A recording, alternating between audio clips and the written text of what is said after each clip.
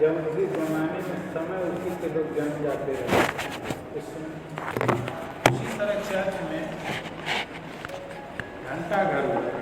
आज भी किसी बड़े शहर में जाइएगा तो लोग कहेंगे घंटा घर जाना है। घंटा घर का नाम बदल है। घंटा घर क्या होता था कि खूब ऊँचे मीनार के चर्च वगैरह के, चाहे स्टेशन वगैरह के, घंटा लगा रहता था बड़ा सा। ये वाला घंटा नहीं, ये जो स्कूल में बेल वाला बजता है उस तरह का घंटा रहता था, ठीक। और उसके बाद एक आदमी हथौड़ी लेके जब बजता सब बार बजा देगा, टंग टंग टंग, तो हो जाता था इतना बजा उतना ले लो, तो उसको घंटा घर पुरानी जगह। चर्च में क्या होता था कि सुबह की घंटी बजती थी, बज गई। शाम जब रात होने को होती थी तो एक बार बजती थी कि अपना काम बंद करिए, अपने घर जाइए, रेस्ट करिए, आप लोग ये अब time clear. Curfew tolls mean शाम की बजने वाली घंटी, clear. The knell of parting day, यानी ये जुदाई हो रही है, अब दिन की, अब रात आ रहा है, ये इसका संकेत था। वो घंटी बजती है। राइटर कहाँ है, पोएट कहाँ है? वो चर्च में बैठा हुआ है, कोर्टयार्ड में, चुपचाप अकेले बैठा। शाम का समय है, अंधेरा हो रहा। The curfew calls the nail of parting day. The lowing herd wings slowly over the knee. Lowing होता है रमाते हुए, बोलते हुए। herd means पशुओं का झुंड। Winds means जा रहे हैं। slowly over the knee. Lee means meadow, चरागाह। धीरे धीरे पशुओं का झुंड जा रहे हैं चरागाह से घरों की तरफ लौट।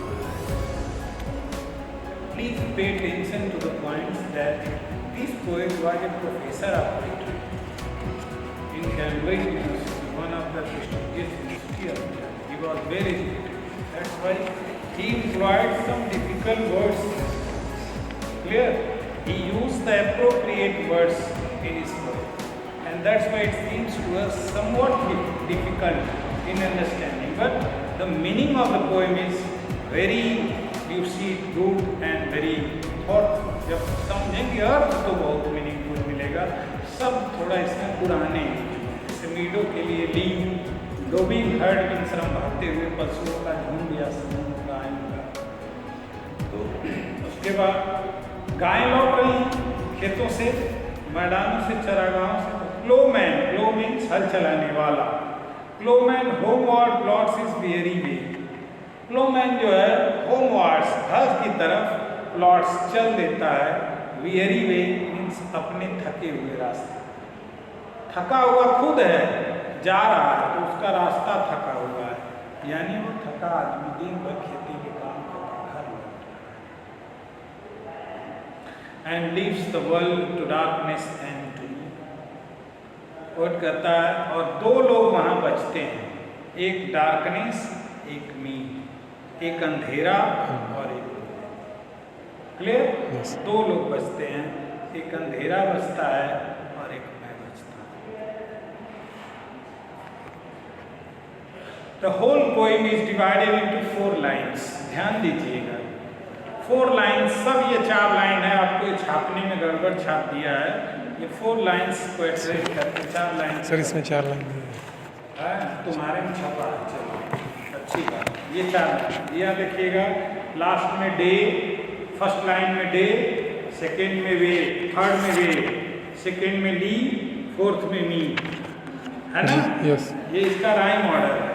Rhyme order, first is rhyming with third line and second line भी rhyming with fourth line, odd even rhyme.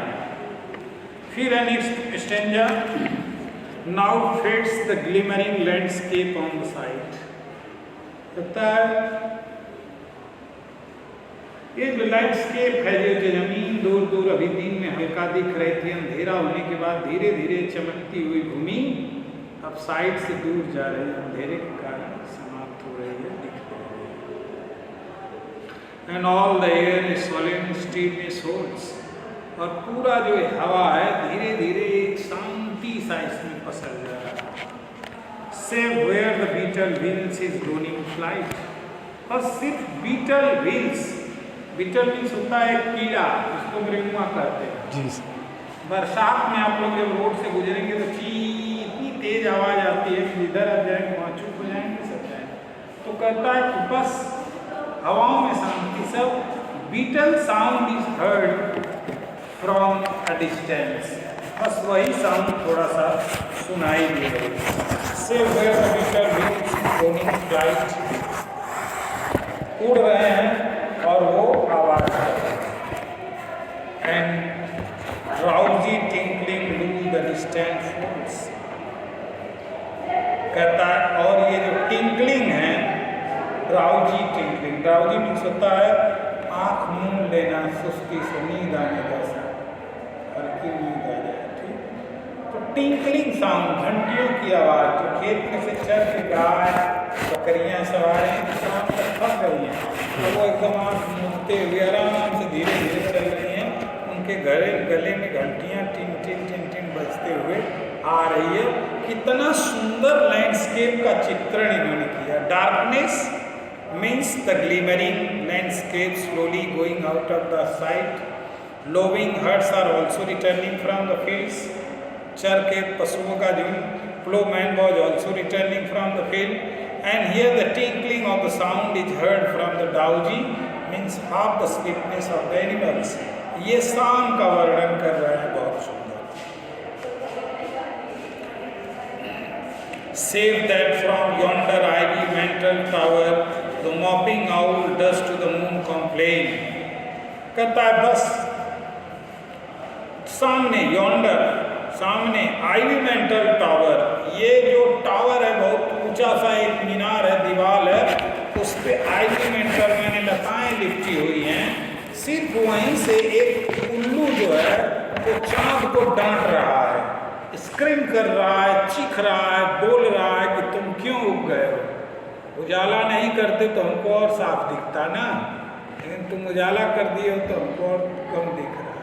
तो लेखक कहता है कि सिर्फ एक उल्लू जो है वो मून को कंप्लेन कर रहा है, of such as wandering near her secret bower molest her ancient solitary reign, और वो एक सेक्रेट बावर है, जगह, उसी के आसपास उड़ रहा है, molest her ancient solitary rain, जो उसका वो अंधेरा सॉलिटरी एकांत का जो उसका जगह है, राज्य है, साम्राज्य जहाँ वो रहता है, उसमें प्रकाश जा रहा है, तो उसको बुरा लग रहा है, इसलिए वो चीख रहा है, बोल रहा है, लग रहा है कि चाँद को कह रहा है कि तुम कहाँ से आ गए। Beneath those rust elms, अब देखिए, अभी तो नेचुरल डिस्क्रिप्शन ये दिया है इतने में। 3 stanzas he has described what was the situation. The poet was sitting in a graveyard and there was darkness slowly approaching there. He watched the landscape, glimmering landscape going out of its sight slowly, and the animals which were grazing in the field are returning from the field, from the meadows towards the home, and the plowman, means the farmer, is also returning from the field. Clear? Such is the beautiful situation there. He says that seems that a owl is reporting, beetle is droning and singing something. Such are the sounds which normally starts at night are being heard by the poet sitting alone in the graveyard. अकेले बैठा है, वो पूरी scene बता दिया कि जानवर जा रहे हैं, किसान जा रहे हैं, अंधेरा हो रहा है, उल्लू बोल रहा है, चांदनी रात है, सब आपको दिख गया ना। अब देखिए क्या कहता है, अब वो झांकता है कब्र की तरफ, पेड़ के नीचे तमाम कब्रें हैं, तो वो देखता है तो कहता है Beneath those rust elms, elms is a tree, rust means rough, पुराना हुआ पेड़ जिसके तने कट उठ गए, करा ये पुराने एल्म ट्री के नीचे, विशाल वृक्ष के नीचे, दैट यू ट्री सेड, और उसके बगल में जो यू ट्री है, यू वृक्ष है, उसके उस जंगली देवदार वृक्ष के नीचे, उसकी शेड में, छाया में, where heaps the turf in many mouldering heap, कहता यहाँ पे ये टर्फ जो है, ये जो घास है, ये मोल्डरिंग हीप में है, अर्थात धुबा मिट्टी का है, और लग रहा है कि टूट फूट गया, इसमें दरारें आ गई, जो कब्र के ऊपर की मिट्टी है। कहता है ये जो यू और एल्म ट्री के नीचे कब्रें हैं, उसमें ये जो घास का ढुआ है, इसमें दरारें आ रही हैं, ये दिख रहा है ऐसा। Each in his narrow cell for ever laid, इस हर कब्र में हर आदमी अपने अपने सेल यानी छोटे छोटे कमरे में फॉर एवर लेट, हमेशा के लिए सोया हुआ है, लेटा। The rude forefathers of the hamlet sleep, hamlet means होता है पूर्वा, क्या होता है? शेक्सपियर के एक ड्रामा का नाम हेमलेट है, लेकिन वो ये हेमलेट नहीं है। हेमलेट मीन्स होता है एक गांव, जैसे तुम्हारा कोई एक गांव होगा बड़ा सा, उसका जो भी नाम होगा, उसकी 5-6 बस्तियां होंगी, हर बस्ती का अलग अलग नाम होगा। तो जो बस्ती होती है उसको एक गांव का पूरा कहते हैं, एक पार्ट कहते हैं, एक उसका छोटा सा, उसको हेमलेट कहते हैं। विलेज मीन्स विलेज, गांव।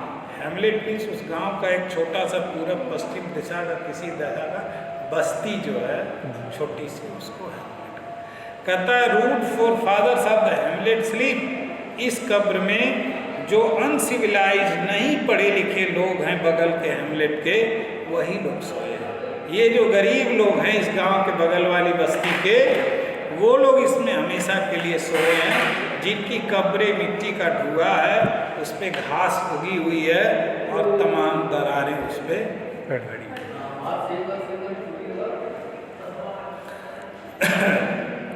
The breezy call of incense breathing morn, ये पोइम में मॉर्निंग को मॉर्न लिखता है क्योंकि इसको राइम मिलाना है हॉर्न के साथ। ब्रीजी काल, ब्रिज मीन्स होता है सुबह 4 बजे भोर में जब आप जगेंगे तो एक खूब सुंदर दक्षिण दिशा से हवा चलती है। तो जो सुबह की बहुत अच्छी हवा चलती है उसी को कहता है ब्रीजी काल। ये हवा पुकारती है उठ जाओ। इंसेंस ब्रीदिंग, सुगंधित हवा, नाक में सबसे शुद्ध और सुगंधित भोर की हवा होती है। तो कहता है वो हवा भी इनको पुकारेगी तो ये नहीं जाएगी, क्योंकि ये फॉर एवर लेट, हमेशा के लिए। फिर कहता है the swallow twittering from the straw built set, straw built set means होता है नेस्ट, घोंसला। स्वैलो मीन्स अवावील, गौरैया की तरह की एक पक्षी। अब ये ट्विटर करेगी, चौं चौं चौं चौं सुबह सुबह करेगी, तो भी पेड़ पर ये लोग अब नहीं जागेंगे, अब ये अपने अपने सेल में सोए। द कॉक्स श्रिल क्लैरियन, मुर्गे की तेज आवाज, बाघ कुकड़ुकू वाली जो सुबह पहले इसी से जागते थे लोग ना, वो भी अब इनको नहीं जगा पाएगी। और द इकोइंग हॉर्न, या तो जो हॉर्न सींग से बना हुआ बाजा होता है सिंगा, वो भी इको करेगा, खूब जोर जोर से बजेगा, तो भी ये लोग नहीं जगेंगे। हॉर्न मीन्स आप लोग क्या जानते थे? हॉर्न मीन्स क्या होता है? हॉर्न मीन्स हॉर्न होता है, हम लोग यही सोचते हैं। हॉर्न मीन्स सींग होता है। क्या होता है? सींग होता है, ठीक। पहले सींग का ही बाजा बजता था, उसको सींगा कहते। इतनी बड़ी बड़ी सींग होती थी बैलों की ना, उसी के खोखले को इधर से बना के इधर से छोटे थे, धू धू धू धू धू धू, खूब जोर बजता, युद्ध में बजाया जाता था, बिगुल। क्लियर? तो देखो सींग से सिंगा बन गया और हॉर्न से हॉर्न, है ना? हॉर्न का सिमिलर मीनिंग समझ में आया ना, कि अब हॉर्न भी बजेगा कितना हो तो ये लोग नहीं जागेंगे। No more shall rouse them from their lowly bed, अब ये लोग अब अपने लोवली बेड से, जो इनका अंदर बेड बना हुआ है, उससे अब ये नहीं उठेंगे। For them no more the blazing hearth shall burn, next for them, अब इनके लिए ब्लेजिंग हर्थ, चूल्हे में जो आग लगती है, जलाई जाती है खाने के लिए, वो अब नहीं जलेगा। क्यों? क्योंकि फॉर एवर लेट, हमेशा के लिए सो। For them no more the blazing hearth shall burn, अब चूल्हा भी इनके लिए नहीं जलेगा। और busy housewife ply her evening care, या जो हाउस वाइफ बिजी होती थी, घरेलू महिलाएं, इनकी चिंता करने की अब इनकी चिंता वो भी नहीं करेंगी, नहीं इनका ध्यान देंगी कि बाबा को नाश्ता देना है कि खाना देना है। No children learn to lisp their सायर्स return. Sire means father होता है, जान लीजिए, पुराना वर्ड है सायर, SIR। कहता कि अब बच्चे भी अपनी तोतली बोली में दौड़ के नहीं कूद के चढ़ जाएंगे अपने पिता की गोद में जब वो फील्ड से रिटर्न आते हैं। क्यों? ये तो हमेशा के लिए सोए हैं। No children run to lisp their सायर्स return और climb his knees the envied kiss to share. अब इनके गोद में चढ़ने के लिए बच्चे भी मारा मारी नहीं करेंगे कि कौन पहले चढ़कर अपने बाप दादा को किस करता है। अब बच्चों में वो भी होड़ नहीं होगी क्योंकि अब वो नहीं लौटेंगे। Oft did the harvest to their sickle it. Oft means prior. Did his knees the envied kiss, नहीं, oft did the harvest to their sickle it. Sickle means होता है हंसिया, हंसुआ होता है। कहता है इनके हंसुआ के सामने खड़ी खड़ी फसलें सरेंडर कर दिया। It means surrender. Their furrow of the stubborn glebe has broke. इनके मेहनत ने इस ग्लोब, इस धरती को, जो कड़ी धरती है, इसको भी ठोक कर नरम किया था। खुदाई करके इसमें काम किया था, फसल बोया था। How jocund did they drive their team afield. कितना खुश होकर ये अपनी टीम को फील्ड में गाते हुए ले जाते थे। सब लोग हंसी खुशी जाते थे। पहले औरतें मेला जाती थी तो गाते हुए जाते थे। सुनी हो कहानी भी नहीं सुनी हो कि लोग जाते थे हर काम में मेला। जांता पीसती थी, गेहूँ पीसती थी, मेहनत का काम तो गीत गाती थी, जांता का गीत गाती थी। पानी भरने जाती थी तो पानी भरने का गीत गाती थी। हर काम, खेती बोया जा रहा तो उसका, धान रोपा जा रहा तो उसका, सबका गीत था। बोआई गीत है इसमें हिंदी में। बोआई गीत है ना, तो जात गीत भी होता है, बीरह गीत भी होता है और कंप्लेनिंग सॉन्ग्स भी बहुत ज़्यादा हैं। ठीक, तो यहाँ पे कह रहा है कि जब ये फील्ड में जाते थे, मैं अपने आँख से देखा हूँ अपने बचपन में, जब मेला जाती थी औरतें कहीं देवी देवता दर्शन करने तो गाते ही जाती थी, झुंड में गाते ही जाती थी। अब थोड़ा कम हो गया, बहुत कम हो गया, क्योंकि उस तरह के अब गीत नहीं रहे, अब ये रह गए। अभी भी उसमें बहुत अवसर है। पुराने गीतों को अगर खोज के, तुम लोग सिंगर्स हो तो कम से कम ये चीज़ करो कि पुराने गीतों को 4-4 लाइन खोज के एक बहुत सुंदर कलेक्शन बनाओ और सब बुढ़िया बता देंगे कि बेटी ये सुनते थे, ये गाते थे। इसका पूछना कि पिसाई का कौन था तो सुना देंगे, बुआई का कौन था तो सुना देंगे, कटाई का कौन था तो सुना देंगे। हर ओकेज़न पे गीत था, इसका उसका तमाम चीज़, सबके गीत थे। तो वो गीत अब खत्म हो रहे हैं। अब प्रोफेसर, बड़ी बड़ी पढ़ी महिलाएं, वो सब जुटा के देश विदेश में कहानी सुना रहे हैं कि इंडिया में ये कल्चर था। अब पैसा लाखों पा रहे हैं, जहाज का टिकट पा रहे हैं, खुश हो रहे हैं।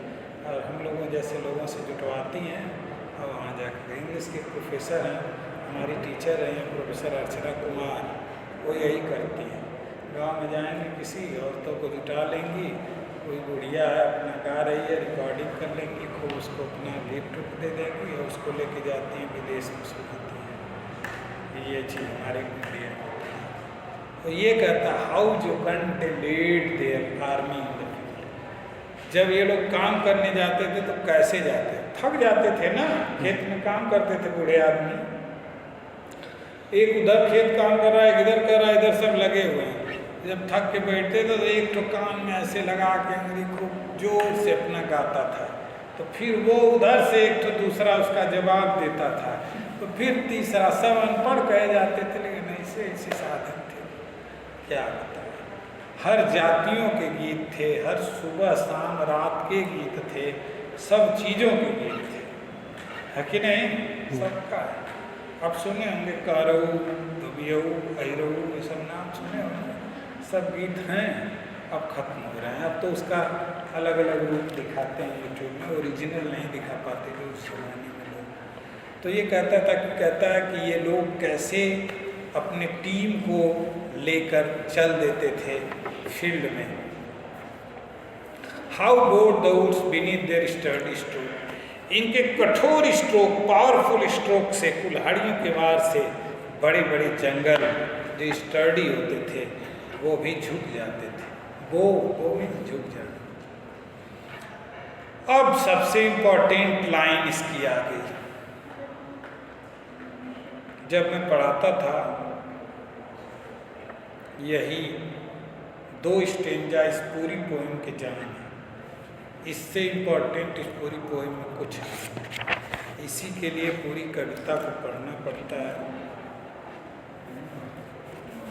बहुत तगड़ी पोएम है। 4 लाइन ये है,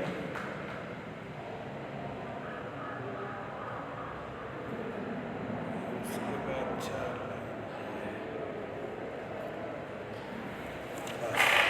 है सब, लेकिन ये आउटलाइन आपको बहुत।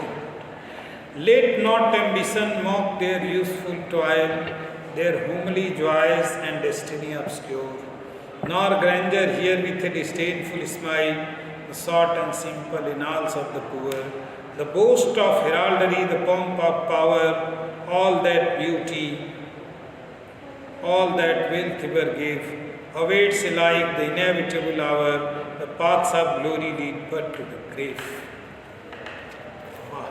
क्या पोएम है, सुन लीजिए, अर्थ आप लोग भी फिदा हो जाएंगे। कहता है poet, let not ambition mock their useful toil.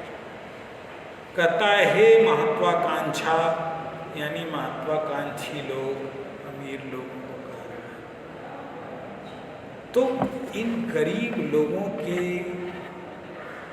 ऊपर मत हंसो। मॉक माने मखौल मत करो। Let not ambition mock their useful toil. ये जो आदमी थे ये बहुत यूजफुल टॉयल करने वाले थे, परिश्रम करने वाले थे, लेकिन महत्वाकांक्षा क्या करती है, हंसती है। भारत में भी है, जो किसी काम का नहीं था, एकदम निकम्मा और बेकार था, वो अपने को बड़ा हो जाता था। I am landlord. जो कुछ नहीं करता था, आई एम प्रिस्ट। काम कौन करता था, कोई हरवाहा है, कोई चरवाहा है, कोई मिट्टी का बर्तन बना रहा है, कोई लोहे का बना रहा है, कोई चमड़े का बना रहा है, काम कर रहा है, कोई रस्सी बना रहा है, कोई घर बना रहा है। सब काम करने वाले छोटी जाति के, और जितने निकम्मे रहे वो बड़ी जाति उसी। Let not ambition mock their useful toil. महत्वाकांक्षी लोगों, इनके यूजफुल टॉयल मीन्स परिश्रम पे मत माखौल उड़ाओ। Nor grandeur hear with disdainful smile. Grandeur means शान शौकत से रहने वाले लोग, तुम भी सुनो मत डिस्डेनफुल स्माइल मीन्स घृणात्मक मुस्कुराहट से। क्या यही लाइन है second? Let not ambition mock their useful toil.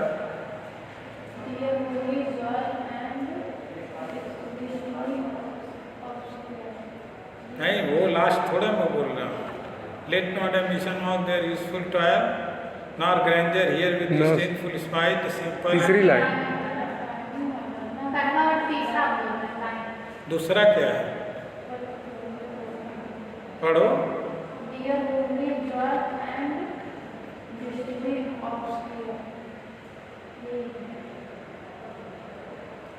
Yes.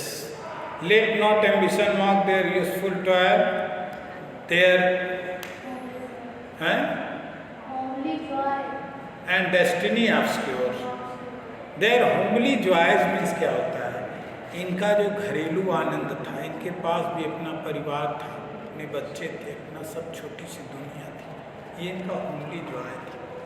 And destiny obscure means इनका जो भाग्य था वो बहुत ऑब्स्क्योर था, कठिन था। इनके भाग्य ने इनको बहुत ऑब्स्क्योर डेस्टिनी दी थी, बहुत कठिन डेस्टिनी दी थी। Late not ambition here with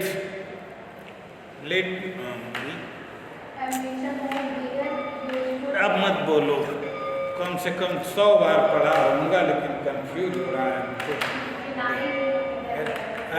ये लाइन ही इधर है, लाइन में नहीं, ये लाइन हमारी गलती से हुआ है, हमारी कुछ दिमाग डाइवर्ट हो जा रहा है। Let not ambition mock their useful toil, महत्वाकांक्षा को, इनके यूजफुल टॉयल को हंसना नहीं चाहिए।